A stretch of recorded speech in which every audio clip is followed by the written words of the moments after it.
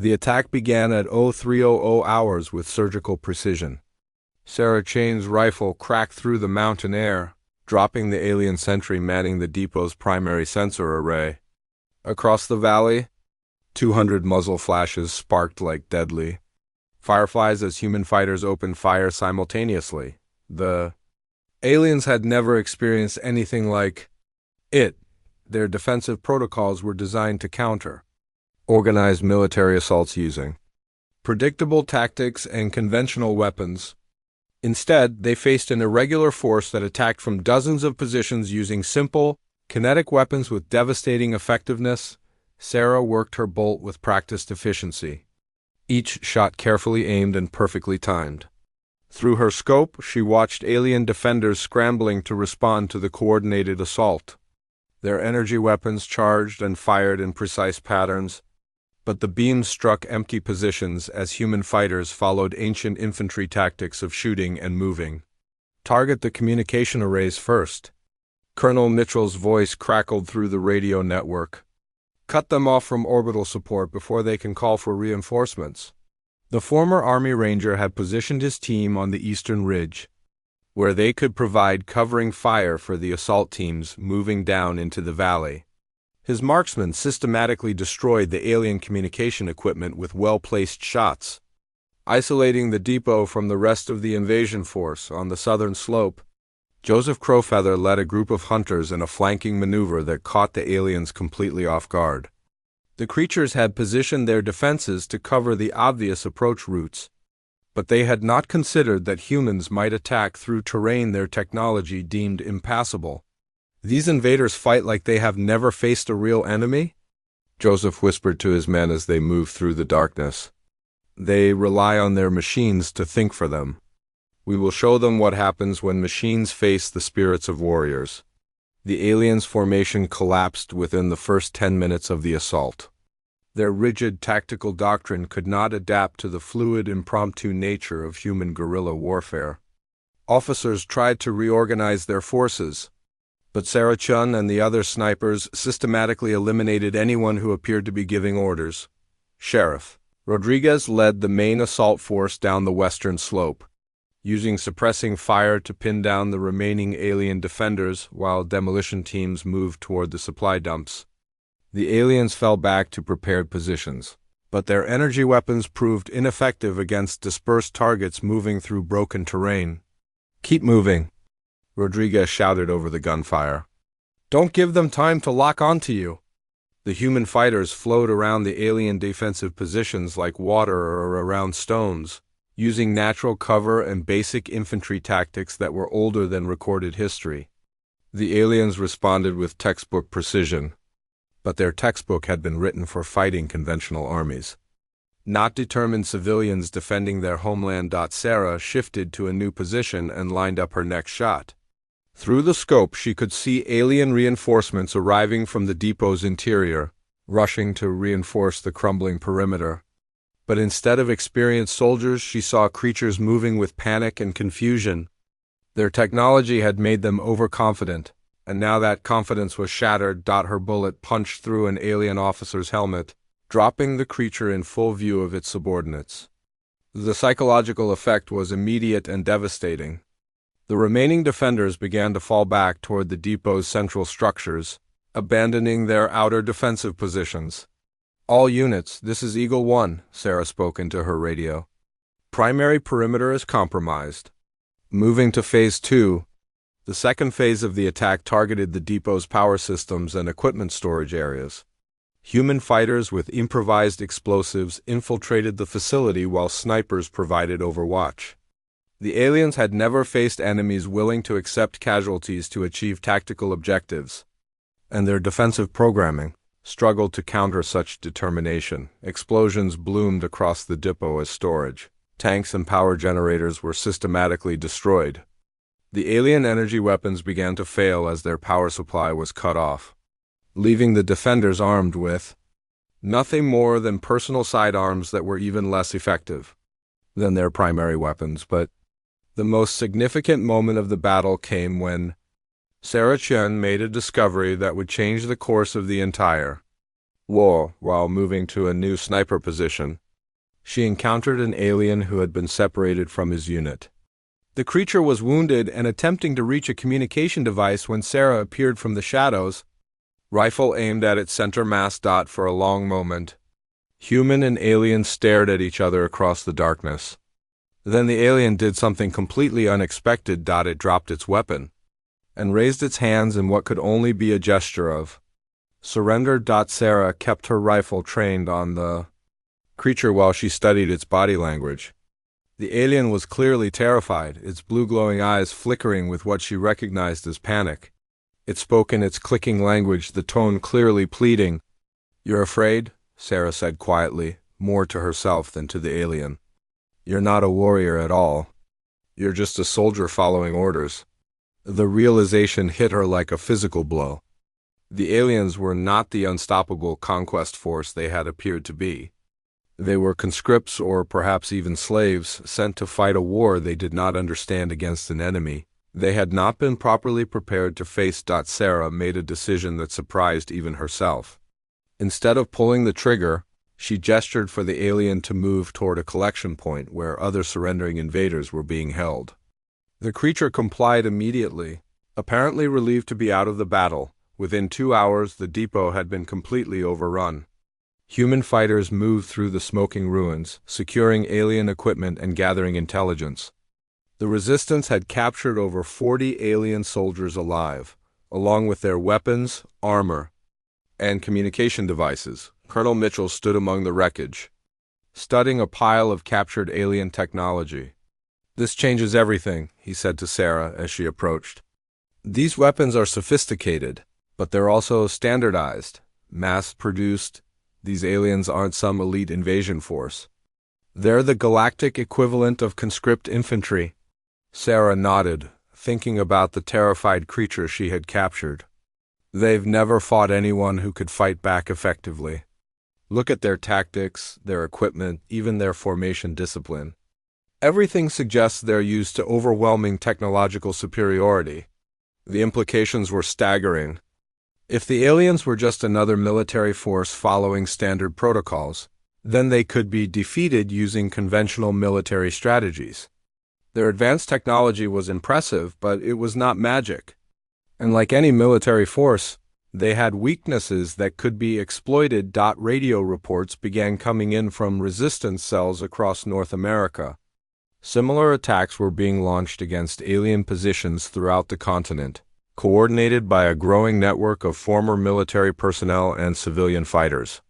The tactics proven successful in Montana were being replicated from Alaska to Mexico. In Colorado, a group of former Marines had captured an alien forward operating base using nothing more sophisticated than hunting rifles and improvised explosives. In Texas, ranchers and oil field workers had destroyed an alien supply convoy by dropping the highway bridge it was crossing.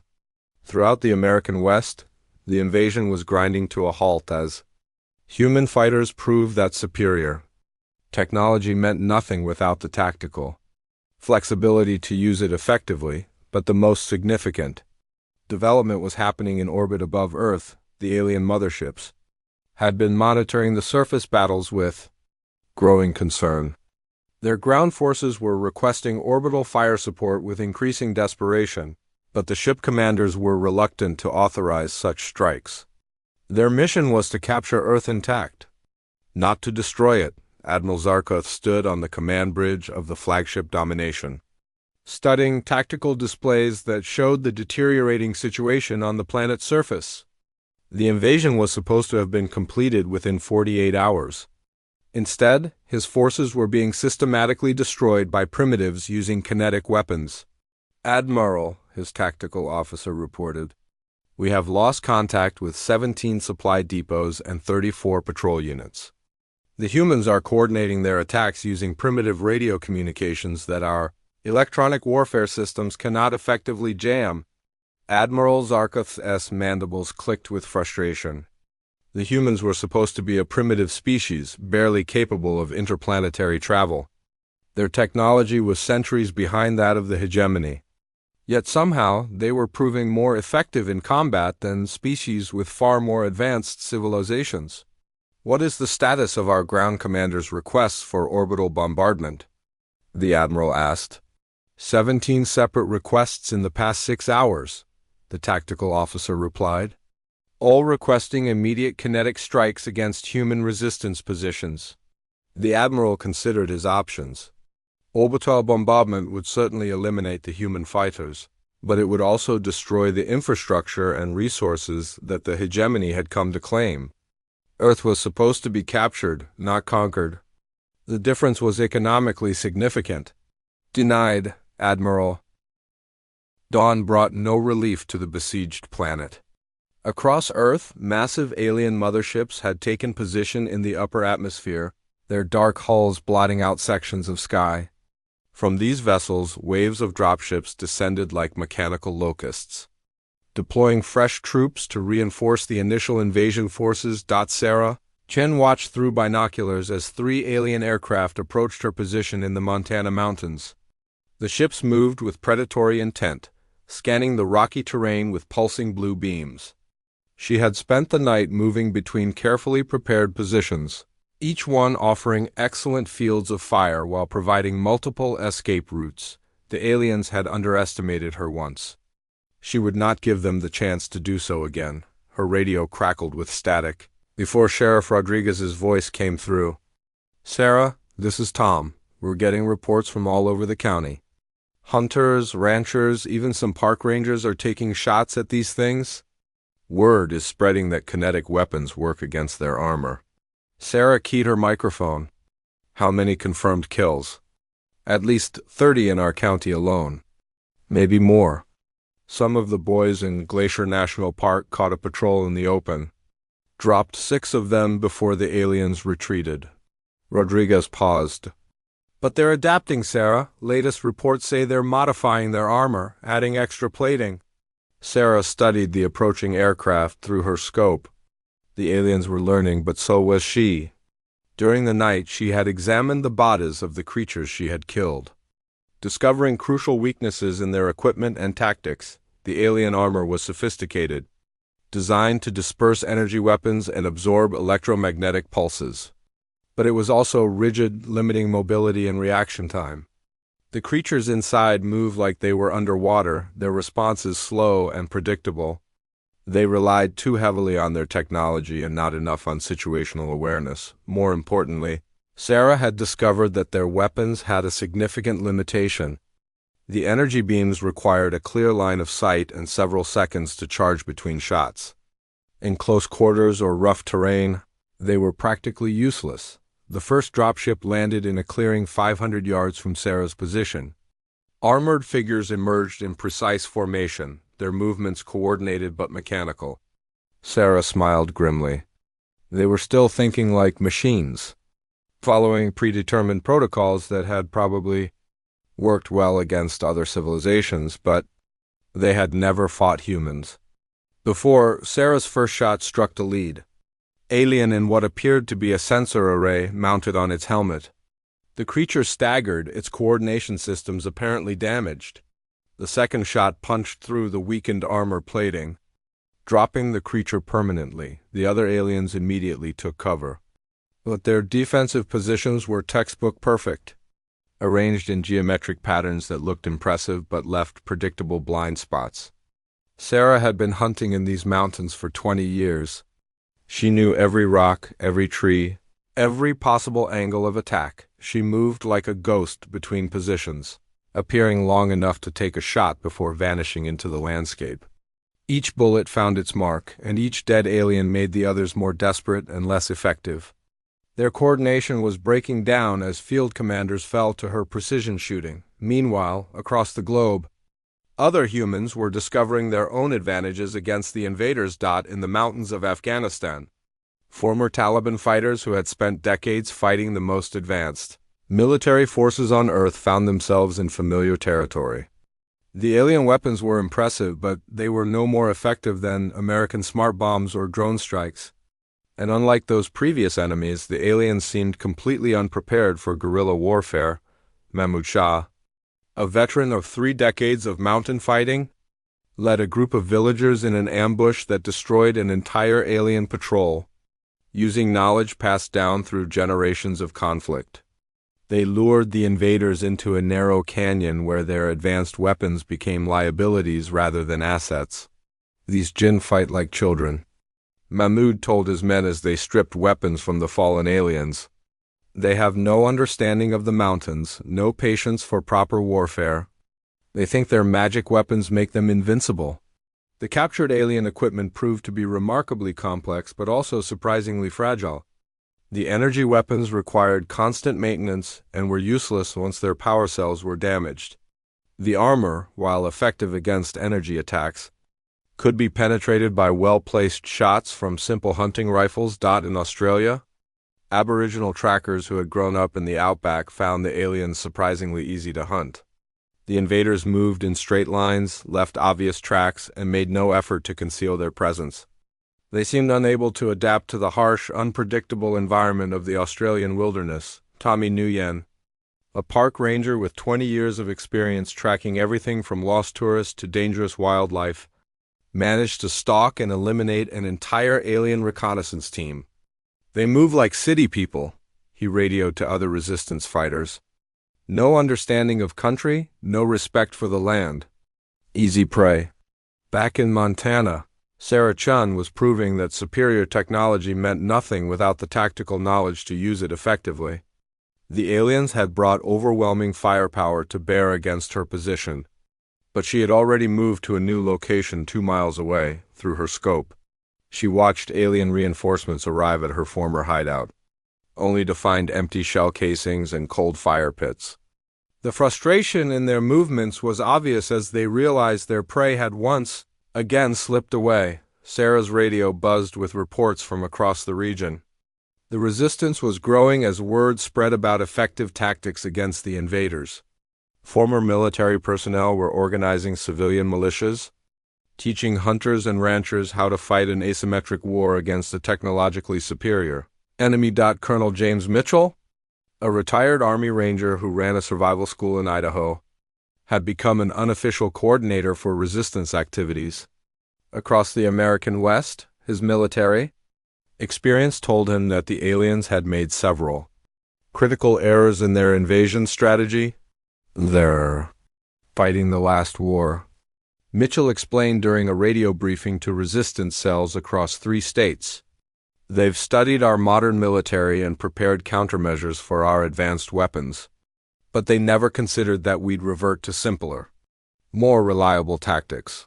Mitchell had organized the civilian fighters into small, independent cells that could operate without electronic communication or sophisticated equipment. Each cell consisted of local hunters and outdoorsmen who knew their territory intimately.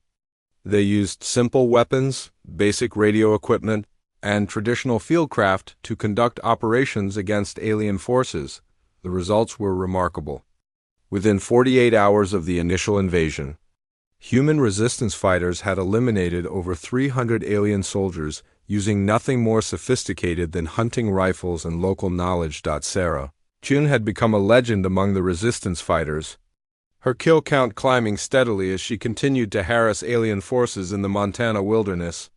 But she understood that individual heroics would not be enough to drive off the invasion.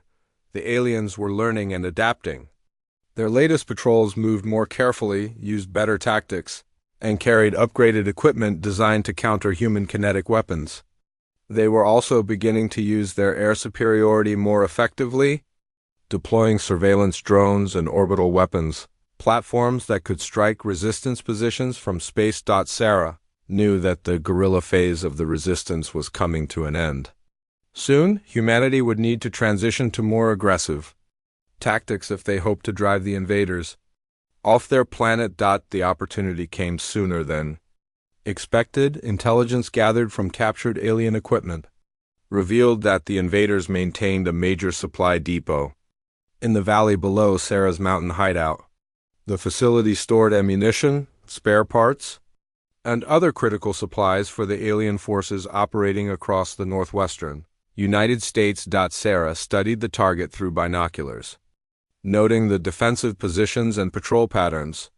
The depot was heavily guarded, but the aliens had made a crucial mistake.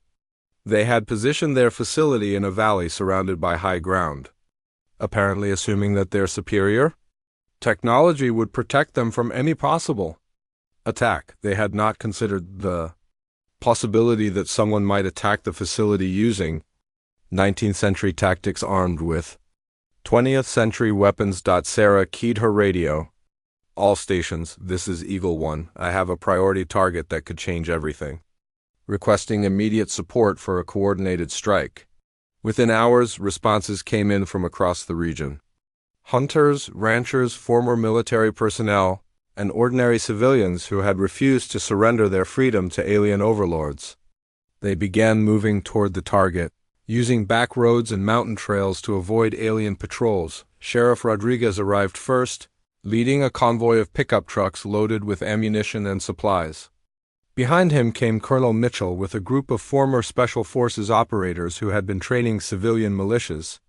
From the south, a group of hunters led by a Native American tracker named Joseph Crow Feather brought intimate knowledge of the local terrain. As night fell, over 200 human fighters had assembled in positions overlooking the alien supply depot. They carried. The first signs appeared at exactly 11:47 p.m. Eastern Standard Time. Satellites across Earth's orbital network began transmitting corrupted data streams before going completely silent. Military installations worldwide detected massive electromagnetic disturbances in the upper atmosphere. But before anyone could react, the lights went out. Sarah Chun pressed her eye against the scope of her hunting rifle, watching the tree line through her cabin window in rural Montana. Something had woken her from deep sleep, some primitive instinct that made her skin crawl. The power had been out for 3 hours now, and the silence felt wrong. No insects, no nightbirds. Nothing but an oppressive quiet that made her ears ring. A shadow moved between the pines, too tall and angular to be a bear or elk. Sarah adjusted her grip on the Winchester Model 70, a rifle that had belonged to her grandfather. She had learned to shoot before she could properly ride a bike, spending summers in these same mountains perfecting her aim on targets. Both still and moving, the shadow emerged from the forest, and Sarah's breath caught in her throat. The creature stood nearly 8 feet tall, covered in what appeared to be metallic armor that shifted and rippled like liquid mercury. Its head was elongated, featuring multiple eyes that glowed with pale blue light. Behind it, dozens more figures moved through the darkness with predatory grace. Sarah reached for her satellite phone, but the device remained dead. Whatever had knocked out the power grid had also disabled all electronic communications. She was completely alone, 40 miles from the nearest town. With no way to call for help or warn anyone about what she was seeing, the lead creature raised what could only be a weapon, a sleek device that hummed with energy. It pointed the weapon at her cabin, and Sarah realized with crystal clarity that these beings had not come in peace. They were hunting, systematically moving through the rural areas where humans would be isolated and helpless. Sarah made a decision that would change everything. Instead of hiding or running, she lined up her shot. The rifle cracked like thunder in the mountain air. The bullet struck the alien leader center mass, and to Sarah's amazement, the creature staggered backward.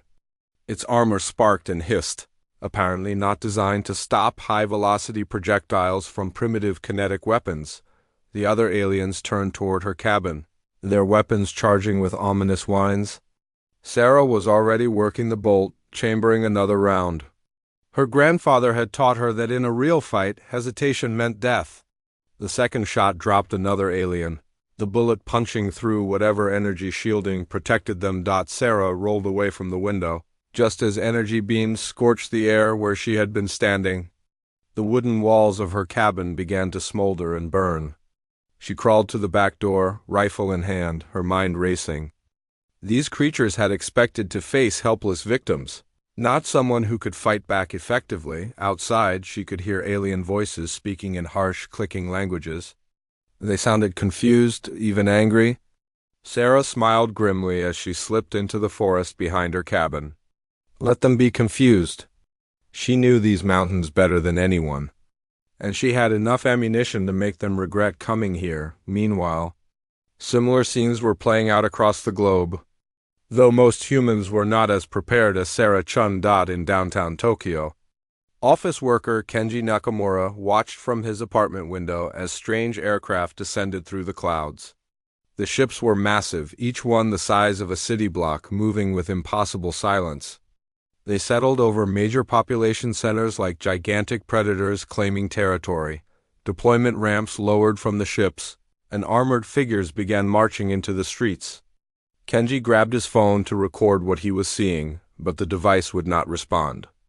Every piece of technology in his apartment had gone dead the moment the ships arrived. The aliens moved with military precision, setting up what appeared to be containment fields around major buildings. Kenji watched in horror as civilians who tried to run were struck down by energy weapons that seemed to dissolve living tissue on contact. The invasion was swift, efficient, and absolutely ruthless. In London, similar scenes unfolded as alien forces secured strategic locations throughout the city. Military bases, government buildings, and communication hubs were the first targets. The attackers seemed to know exactly where to strike to cripple human resistance before it could organize. Dr. Elizabeth Harper, a physicist working late in her laboratory at Oxford, witnessed the first wave of attacks through her window. She immediately understood that this was a coordinated assault designed to eliminate Earth's ability to respond. The electromagnetic pulses had disabled most modern weapons and communication systems, leaving humanity virtually defenseless. But the aliens had made one crucial miscalculation. They had studied human technology and prepared countermeasures for advanced weapon systems. They had not anticipated the effectiveness of primitive kinetic weapons in the hands of skilled marksmen. Back in Montana, Sarah Chun was proving this point with deadly efficiency. She had circled around to a ridge overlooking her burning cabin, where at least 20 aliens were now searching for her. Through her scope, she could see their armor was sophisticated but apparently designed to stop energy weapons rather than simple bullets. Sarah's third shot shattered the faceplate of an alien scout. The creature dropped instantly, dark fluid spreading beneath its body. The others immediately took cover, their confident advance grinding to a halt. For the first time since landing on Earth, the invaders faced something they had not prepared for: effective resistance. The alien commander spoke into what appeared to be a communication device, its voice rising with apparent frustration. Sarah could not understand the words, but the tone was unmistakable. They were calling for reinforcements. Admitting that their initial assessment had been wrong, Sarah smiled as she chambered another round. Her grandfather had fought in 3 wars and taught her that every enemy, no matter how advanced, had weaknesses.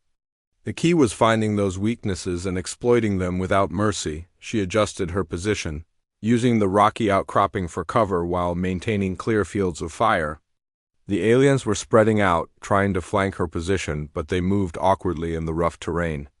They were clearly accustomed to fighting on flat surfaces or inside structures, not in the wild mountains of Montana. Her fourth shot took down an alien attempting to climb the ridge to her left. The creature tumbled down the rocky slope, its weapon clattering away into the darkness. The others froze, apparently realizing that their prey had become the hunter. Sarah began to understand something important. These aliens were soldiers, but they were not warriors. They had technology that made them nearly invincible against modern human military forces, but they lacked the adaptability and initiative that came from generations of human conflict. They fought like machines following a program, not thinking beings capable of improvising under pressure. This realization filled Sarah with something she had not felt since the invasion began: hope. Far below in the valley, emergency lights flickered to life as backup generators activated in the small town of Cedar Falls. Sheriff Tom Rodriguez was trying to coordinate a response with whatever communication equipment still functioned. Ham radios and older vehicles with minimal electronics were slowly coming back online, creating a patchwork network of information. Reports were flooding in from across the county. Strange aircraft, tall armored figures, energy weapons that dissolved anything they touched. Most of the reports came from panicked civilians, but a few came from hunters and former military personnel who had managed to fight back, Sheriff Rodriguez was a veteran of Iraq and Afghanistan, and he immediately recognized the pattern of the attacks. The aliens were following standard occupation protocols, securing key infrastructure while eliminating resistance, but they were also making mistakes, underestimating human resourcefulness and the effectiveness of unconventional warfare. He grabbed an old CB radio and began broadcasting on emergency frequencies. "This is Sheriff Rodriguez in Cedar Falls, Montana. If anyone can hear this, listen carefully. The invaders can be stopped. Kinetic weapons work against their armor. Repeat, bullets work. Find high ground, use cover, and make every shot count." The message spread through the remaining communication networks, carried by ham radio operators, hunters with walkie-talkies, and anyone else who still had functioning equipment. Word began to spread that humanity was not as helpless as it had first appeared. In her mountain hideout, Sarah Chun continued her deadly work. She had now eliminated 7 aliens, and the others were showing signs of panic. Their formation had collapsed, and they were calling frantically for air support. But their aircraft were apparently not designed for precision strikes in mountainous terrain, where a single sniper could disappear into countless hiding places. Sarah's ammunition was running low, but she had accomplished something remarkable. She had proven that Earth's invaders could bleed, could die, and could be defeated.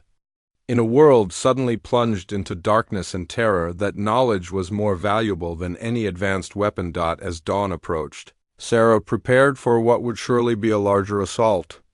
The aliens would not tolerate her continued resistance, and they would send everything they had to eliminate the human who had dared to fight.